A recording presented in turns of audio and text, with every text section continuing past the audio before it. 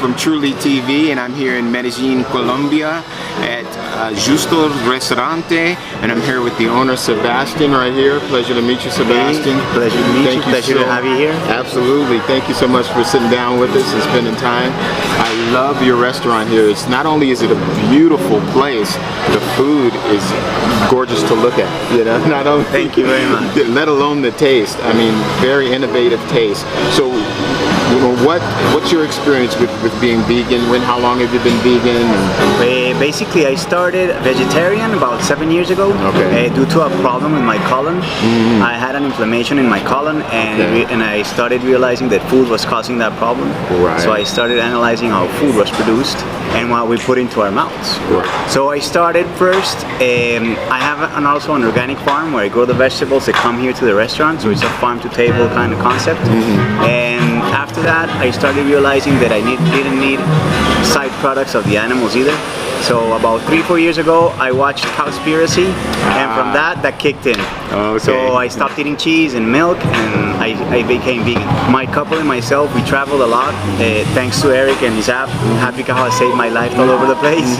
And we started realizing that there were very nice possibilities of presenting food to people in another perspective, not having them understand vegan per se at the moment, but afterwards they could realize they had a nice meal and that there was no harm done. Right. Isn't that the way you find it? That, you know, they have to experience it first, exactly, and then they realize, wait a minute, that was a great experience, and there was no animals involved. Exactly. Totally. People afterwards don't realize that they didn't have any piece of meat on their table or any byproducts like cheese or eggs or milk, and they realized they had a tasty meal, satisfactory, no gas, no bloating, and they felt that they had something nice and nutritious. Right.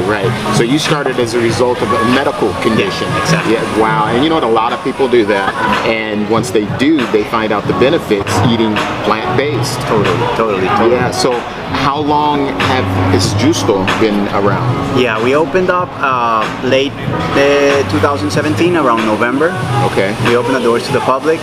We had the grocery shop, Ceres, which we had working on for about 7 years, which was supplied from the farm, right? Okay. So we realized that we needed to bump it up a little bit because we had like a vegan grocery convenience store. Okay. But now we wanted to build in the food and the preparation and to show people how to eat. Oh, right. Different from what we have here. Medellin is carnivorous, yes. 99%. Yes. Breakfast, lunch, and dinner. And in between, if they can chuck something in, they'll do it. So we wanted to show something different, something that people would have a perspective of another kind of food. And also we try to make it a pleasant environment so that they wouldn't have that in mind while they were eating. Right. The location is beautiful. I mean, how did you come upon this location? We actually, it's a stroke of luck. We were in another location and we got, let's say, a bad move, and we ended up with lawyers and everything. So we had to move eventually from where we were. And one day out of the blues, we decided to call up this guy who builds small, let's say 5 building stories, apartments, and kind of stuff. And I called him up and he told me, why do you take my place? I have a place right now sitting empty. Why do you come and look at it? We came here and we saw it and we took it right away. Wow, I know. It's so beautiful. Great location. The way you've designed it is very appealing to the eye. It's very upscale, you know. It's just a great place to come and you feel like you're in a garden environment. Exactly. We're trying to bring the countryside to the city, so that people will remember where their food is coming from. Right. And have that little click in conscience about what's going on when it comes into your mouth. And the power you have when you purchase. Yes. That's the most important. Yes, yeah. I've noticed in Medellin there's a lot of, like I went to the market the other day, lots of different fruits. Yes. Tons of fruits here. I mean, we have, you know, there's lots of vegetables, but so many fruits that I've not seen. How do you incorporate that? Basically, we're in the tropics, so we can grow all year round, and we have a huge variety of fruits and vegetables that we can cultivate in different climate zones. Okay. We're very lucky because here in Antioquia, our state, we have all different levels. So we have a cold one, a semi-cold, and a hot and in all three we can grow different varieties of vegetables and fruits. So we try to bring those in to show people again that they can put those in their plate and that they don't have to stick what's basically on a menu or on basically a fast food restaurant, and they can start using those ingredients back home. So basically what we do is we have whatever's in a restaurant, all our ingredients are in the grocery store. So if you like what you eat, we can tell you which ingredients you can buy, and we can tell you how to cook it.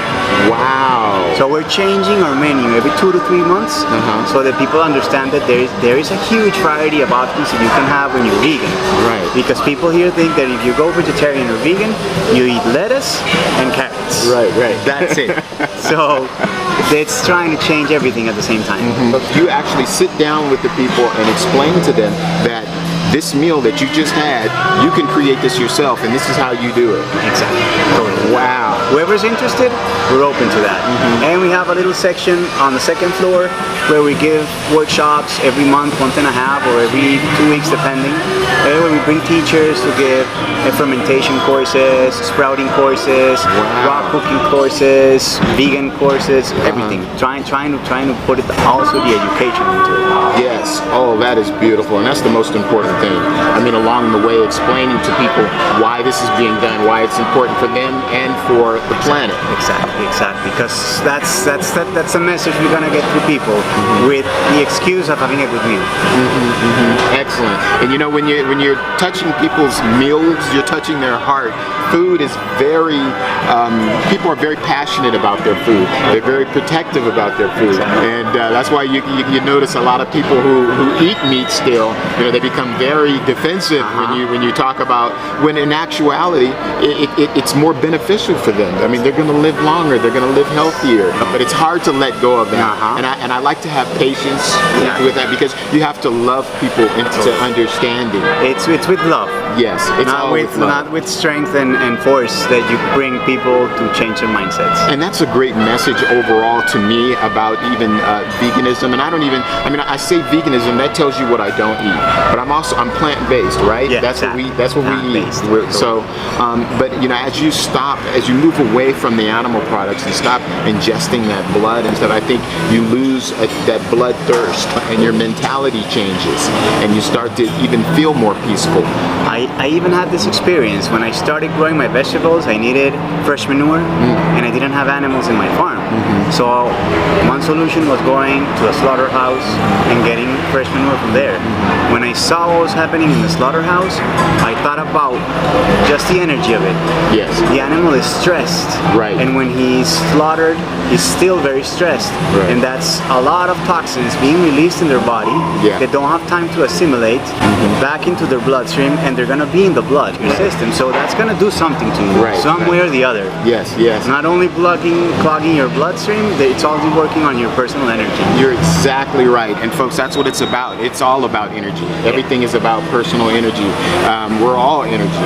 Fernando Gonzalez, who said that your energy introduces you before you even say anything. When you come into a room, your energy introduces yourself. So, and that's with with anything and everybody. That's the way it is. It's all about energy. And so you felt that when you walked into that place. You felt the doom and the fear. Yeah. So when you come here to a place like this, where you have just peace and good vibes, and you feel like you're bringing health into your body. You feel like good energy is coming into your body. You're breathing it. Yeah. And then you're tasting it. Yeah. And then you're enjoying the moment. And then you leave complete. Yes. You know what? Once again, I want to say we thank you so much for what you're doing here. I believe the market here in Medellin is opening up to plant-based, lifestyle, and that there are a lot of opportunities out here developing. Also, the chefs out here are really great, and they're really innovative. And some of the places that I've gone and the food that I've had, I just see everyone's doing lots of new things. So there's a lot of growth out here. But I just want to thank you, Sebastian, for everything you're doing, for the love and the energy you provide. Yes, sir. Yes, sir. Much growth to you and blessings. Thank you. Thank you very much. So this is Truleetv for Truleetv signing out. Bless you guys. Bless you. Peace. Truly.